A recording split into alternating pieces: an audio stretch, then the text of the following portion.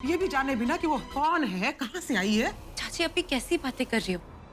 उसके पास सबूत है। वो लॉकेट जिसे गले में डालकर वो यहाँ आई है, वैसा लॉकेट कोई भी कहीं से भी बनवा सकता है। करुणा जी को भी तो देखा होगा उसने टीवी पर।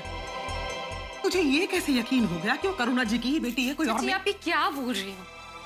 वो यहाँ खुद से नहीं आई है, हम उसे यहाँ पे लाए हैं। उसका एक्सीडेंट हमारी गाड़ी से हुआ था, उसको तो पता भी नहीं था कि हम कौन हैं। और ऐसा कैसे हो सकता है भला कि करुणा माँ ने जो लॉकेट अपनी बेटी को पहनाया था वो अंजलि के गले में मिला?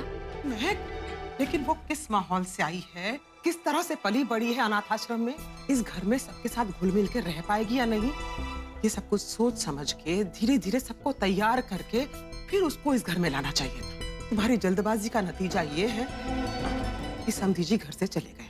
लेकिन चाची इसमें अंजलि की या किसी और की तो गलती नहीं है कि पापा यहाँ से चले गए। अच्छा,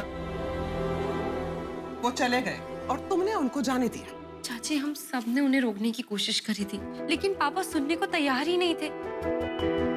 माना उन्हें बुरा लग रहा है, लेकिन अपने पास्ट को गले से लगाकर दर्द क्यों बढ़ाना है? इंसान से ही गलतियां होती है ना, उन्हें ये बात समझनी चाहिए और हम लोग उन्हें समझाएंगे ये बात। बस एक बार पापा का गुस्सा शांत हो जाए, उसके बाद मैं खुद उनसे बात करूंगी। चाची महक, तूने अभी तक सबक नहीं सीखा है। पिछली बार टेररिस्ट घर में घुस आए थे तो मासी को भनक लग गई थी कि कहीं कुछ गड़बड़।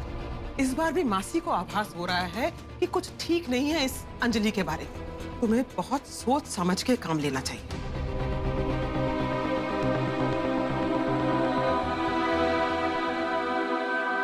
समझ तो मैं अब गई, ये सब मासी का ही प्लान था ना।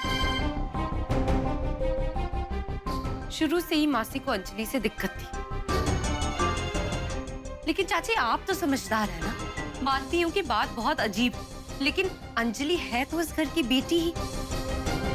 जायज ना जायज ये सब तो तमगे हैं जो इस दुनिया ने बनाए, लेकिन वो है तो एक बेचारी लड़की ही ना।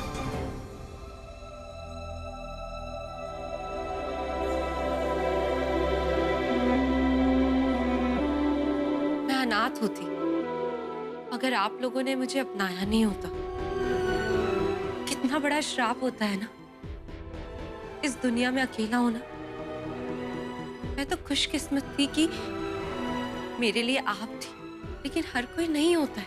आप नहीं जानती कि क्या क्या झेला है अंजलि ने।